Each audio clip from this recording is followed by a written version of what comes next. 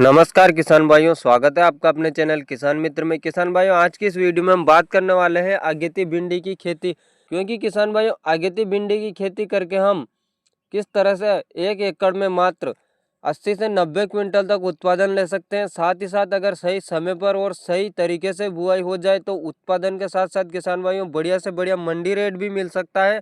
जो कि किसान भाइयों आप मान के चलो कि 70 से 80 रुपये केजी तक हमारा जो शुरुआती दिनों में जब अगेती भिंडी मार्केट में आती है ना, तब 70 से 80 रुपये केजी तक हमें मार्केट भाव देखने को मिलता है।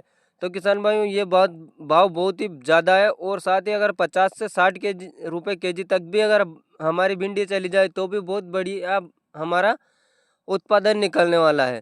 आज की इस वीडियो में यही बात करने वाले हैं कि हमें किस तरीके से बुआई करनी है और एक एकड़ का पूरा मॉडल बताने वाला हूं। अगेती भिंडी के बुआई करते समय किन किन बातों का ध्यान रखना है और कौन कौन सी हमें सावधानियां रखनी है, एक एक करके पूरी बताने वाला हूं।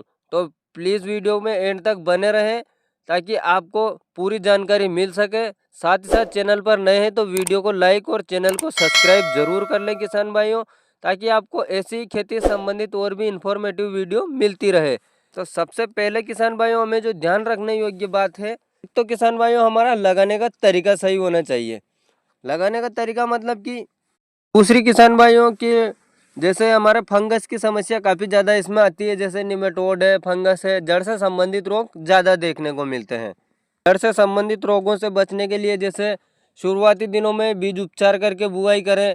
जो फंगिसाइड है उनका समय समय पर स्प्रे करते रहना चाहिए। साथ ही साथ किसान भाइयों खेत की तैयारी भी बहुत अच्छे तरीके से होना चाहिए, जब भी जा कर के ऐसी समस्याएं नहीं आती है। क्योंकि किसान भाइयों अगर हमारे खेत की तैयारी ढंग से नहीं की गई तो जो जड़ से संबंधित रोग वाली बीमारियां आनी 100% है ही। वही बात करें किसान भाइयों अगर सही समय की, तो सही समय बुआई का सही समय है मार्च और फरवरी का और मार्च का महीना।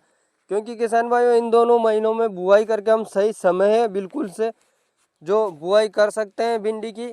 पर किसान भाइयों इसमें तो हमें बढ़िया उत्पादन भी मिलेगा। पर क्या है ना, उस समय सभी किसान भाई बुआई करते हैं तो मंडी रेट थोड़ा कम मिलता है। इसलिए हम थोड़ी आगेती अगर बुआई करेंगे तो हमें बढ़िया से बढ़िया मंडी रेट देखने को मिले। कि किसान भाइयों जनवरी माह में अगर हम बुआई करेंगे तो हमें जो सर्दी है इससे बचने के लिए कुछ उपाय करने पड़ेंगे। पर मंडी रेट हमें बहुत ही बढ़िया देखने को मिल जाता है। क्योंकि अगेती हमारी भिंडी अगर आती है मार्केट में तो उस समय किसान भाइयों बहुत ही अच्छा रेट हमें मिलता है। इसलिए हमें कुछ सावधानियां रखनी होगी और साथ ही कुछ बातों का ध्यान रखना पड़ता है, जैसे कि फसल को क्रॉप कवर लगाना पड़ता है। वही बीज जर्मिनेशन की समस्या आती है तो बीजों को पहले जर्मिनेट करना पड़ता है, 24-36 घंटे उन्हें भिगो कर रखना पड़ता है, तब वो जर्मिनेट होते हैं, तब उनको बुआई करनी पड़ती है। तो ऐसे हमें बहुत सी बातों का ध्यान रखना होता है जो आज वीडियो में आगे बताने वाला हूँ। इसके बाद किसान भाइयों आप जनवरी के लास्ट सप्ताह तक या फिर जनवरी के 15 जनवरी 20 जनवरी तक अगर आप बुआई करते हैं तो आप डेफिनेटली बढ़िया उत्पादन ले सकते हैं। पर किसान भाइयों अगर आप ओपन फील्ड में जैसे खाली खेत में, खुले खेत में अगर इसकी बुआई करना चाहते हैं तो आपको थोड़ा वेट करना पड़ेगा। जैसे कि आप फरवरी के लास्ट सप्ताह तक बुआई करें तो बहुत अच्छा रहेगा। क्योंकि किसान भाइयों जैसे सर्दी बढ़ रही है और सर्दी ज़्यादा पड़ रही है तो इससे हमारे जर्मिनेशन के साथ साथ और भी समस्याएं हमारी फसल में देखने को मिलती है। और अगर आप क्रॉप कवर या ऐसी कोई सुविधा नहीं है तो आप थोड़ा डिले करके बुआई करें। किसान भाइयों अगर हम अगेती लगाएंगे तो हमें उत्पादन भी काफ़ी अच्छा मिलता है, साथ ही मंडी रेट बढ़िया देखने को मिलता है। इसलिए काफ़ी बढ़िया कमाई हमारी हो जाती है। इसलिए किसान भाइयों फरवरी मार्च में तो सही समय बुआई का है ही, पर किसान भाई जनवरी और फरवरी में ज़्यादा लगाते हैं जिससे कि बढ़िया से बढ़िया हमें मंडी रेट मिल सके। किसान भाइयों फरवरी मार्च में जो सीजनेबल सब्जियां होती है उनकी सब लगभग हार्वेस्टिंग हो जाती है और ख़त्म होने पर पहुंच जाती है।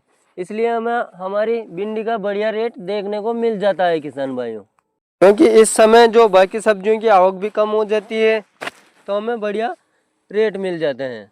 और अगर किसान भाइयों आप फरवरी के लास्ट सप्ताह तक इसकी बुआई करेंगे तो आपको खर्चा तो बिल्कुल ही कम लगने वाला है, बिल्कुल ना के बराबर खर्चा लगने वाला है। क्योंकि किसान भाइयों ज़्यादा खर्चा हमारा मल्चिंग और जो क्रॉप कवर का इनका ही आता है। तो ये तो आप फरवरी के लास्ट सप्ताह या फिर मार्च के फर्स्ट सप्ताह में बुआई करेंगे तो ये तो सब आपको करना ही नहीं है। आप तो जैसे ओपन फील्ड में भी बुआई कर सकते हैं, तो आपको तो बिल्कुल ही कम खर्चे में बढ़िया उत्पादन लेने वाले हैं।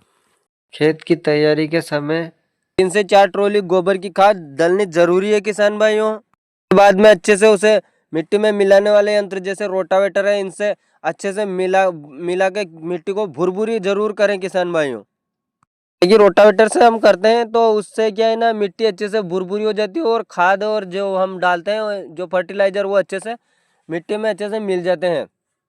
इसके बाद में जो हमें खाद देना है शुरुआत में किसान भाइयों, जो कि बेसल डोज में, तो वो हमें 50 kg SSP और 30 kg MOP muriate of potash, वहीं 20 से 25 kg के लगभग यूरिया लेना है हमें। किसान भाइयों ये जो जड़ संबंधित रोग आते हैं इनसे बचाव के लिए हमें कार्बोफुरान भी ले लेना है 4 से 5 kg हमें प्रति एकड़ के हिसाब से। इसे भी बेसल डोज में डालना बहुत ज़रूरी है ताकि हमें जो जड़ संबंधित रोग है ये कम से कम देखने को मिले, साथ ही ऐसी बीमारी हमारे जो भिंडी की फसल में नहीं आए। साथ ही साथ हमें कार्बेंडिजम मैनकोजेब वाला जो फंगिसाइड आता है इसको भी ले लेना है 500 ग्राम के लगभग, फंगस से बचने के लिए।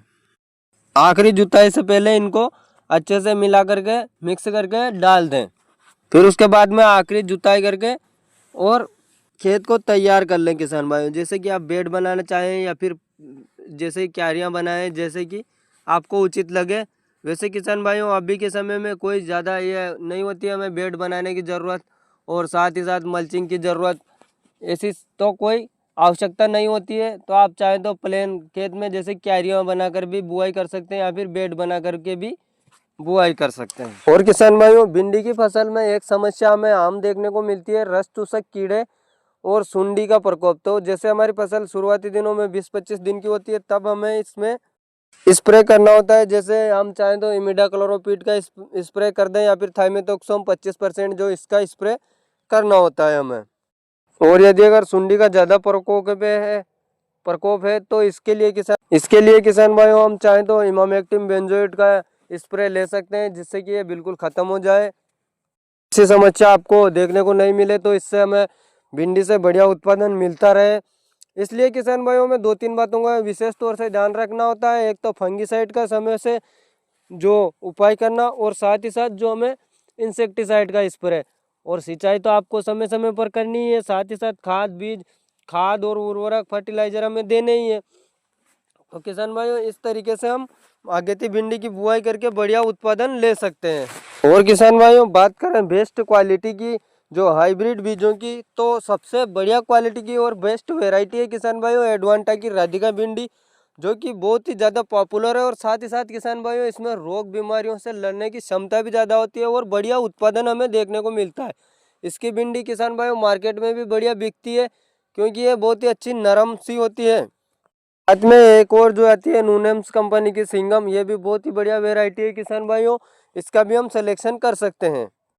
तो किसान भाइयों आप इन वैरायटियों का आपके हिसाब से सिलेक्शन कर सकते हैं और बुआई कर सकते हैं। साथ ही किसान भाइयों एक बात का और विशेष तौर से ध्यान रखें कि जब हमारी फसल हार्वेस्टिंग पर आ जाती है, जैसे हम भिंडी की तुड़ाई करने लग जाते हैं, तब किसान भाइयों हमें जो भी हमारे फल तोड़ने के ये हो जाए तब सभी फलों को तुड़ाई करें। ऐसा नहीं कि हम जो कुछ भिंडी कलियों जैसे पक जाती है या फिर उन्हें हम छोड़ देते हैं तो छोड़े नहीं, क्योंकि किसान भाइयों यदि अगर हम पके हुए जो भिंडी है उसको अगर हम पौधे पर छोड़ेंगे तो उसका सीधा असर हमारे उत्पादन पर पड़ता है। तो इसलिए हमें जल्दी तुड़ाई करें या फिर डेली तुड़ाई करें, पर जो भी हमारे तोड़ने लायक फल हो जाए उसे तोड़ लें। जानकारी कैसी लगी किसान भाइयों कमेंट में ज़रूर बताएं। साथ ही साथ वीडियो को लाइक और चैनल को सब्सक्राइब जरूर करें।